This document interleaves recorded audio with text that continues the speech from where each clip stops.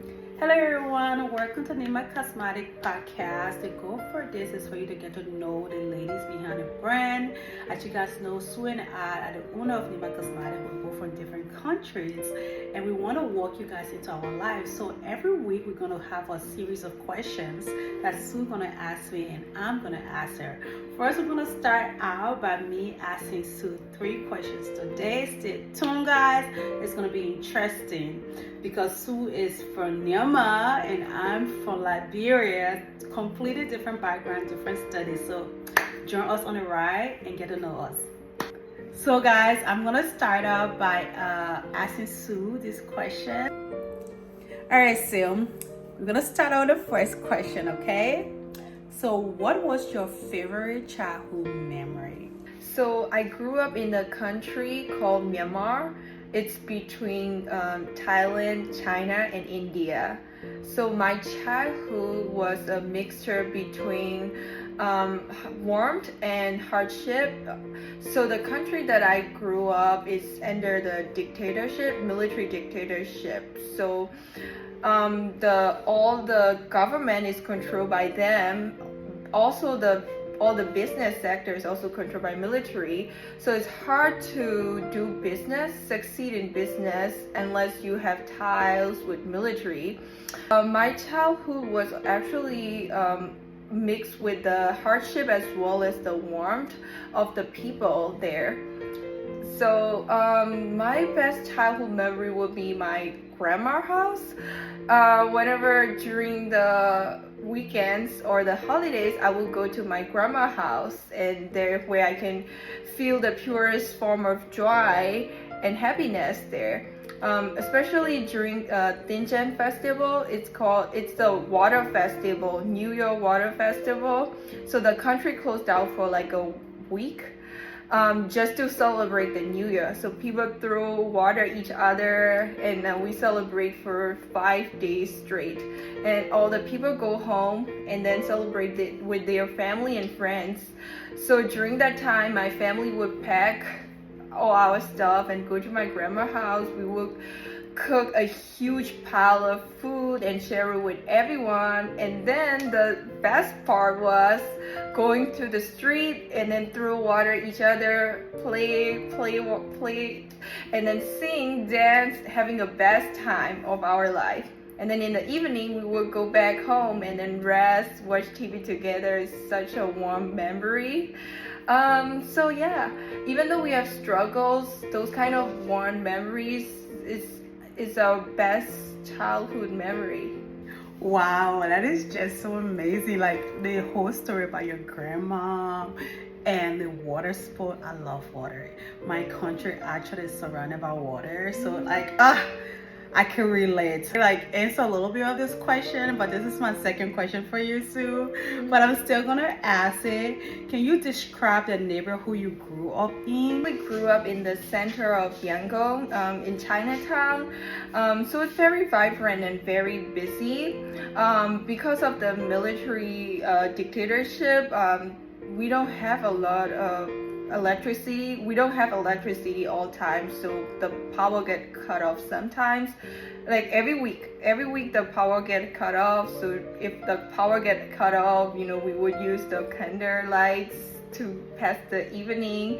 It's actually we would play on the streets. A lot of children play on the streets, and then you'll see a lot of street vendors on this street hustling, and it's very vibrant, and neighbors are chatting each other. Even though there are like some hardship, because in my country the basic minimum wage is like $3. It's even like less than $1 at that time.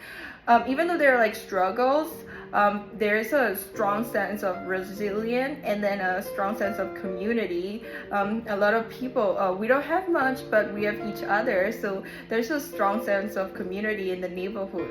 Oh my God, I just love it. Like how you describe your neighborhood, although there was like a lot of chaos, yet there was so much beauty within it as well too. That just like, I love hearing that and just love hearing the story. And I hope you guys also love hearing, like getting to know Su and just getting to know us. Like she has such incredible story. I love it that you guys joining us on this ride. And I hope you're just as excited as I am too to get to know her better. So guys, it's 3 questions. I'm on my last question to ask Su today. All right, Su, thank you so much for answering that second question. I just love how you describe everything in your neighborhood. But I have one last question because you own a cosmetic company as well too. So I want to ask, right, what was your favorite childhood memory relating to beauty or skincare while you were growing up? That's a good question. Growing up back home, it's a very hot country. It's a tropical country. It has a tropical climate. So in summer, the temperature could reach up to 45, 46 degrees Celsius. So a good skincare is necessary in order to maintain the skin. Even in the winter, it's very hot. It's like the summer in the US is very hot, even in the winter, and very humid. So people need something to block the sun as well as to keep them moisturized all day. So we have a national treasure, actually, national secret skincare. It's called Tanaka. It's from the tree called Tanaka tree, and then we just grind the tree with the water. So we have like this kind of short bark of tree, and then we just grind it with water, and then we get the paste. We put that on our face. It's like a golden paste. So people use it as the toner, moisturizer, serum, foundation. It's one solution for all of them. Very natural, organic. It's literally from the tree, and it has a scent blocking properties, and then anti-acne, anti-wrinkle, and it's also very moisturizing. So I remember my grandma, every morning for her 96 years, she would just grind it expertly every morning. After she have a shower, she would grind it, she would put on her face, and then she looked elegant for the day.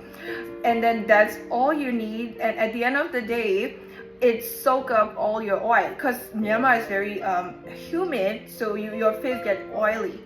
It's very oily, so it will soak up all the oil and as well as all the sun radiation, and then you just wash it after you finish with your day, and then that's it. That's how my grandma do her skincare for 98 years, and she passed away now, but she used it every single day, and her skin is very soft.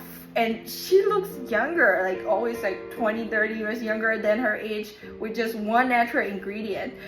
So growing up, I am very fascinated by all the natural ingredients, because we don't even need to spend a lot of money on skincare with the chemicals. We use all the natural resources that we have combined with our tradition. So it's very the skincare is very traditional as well as very natural to me.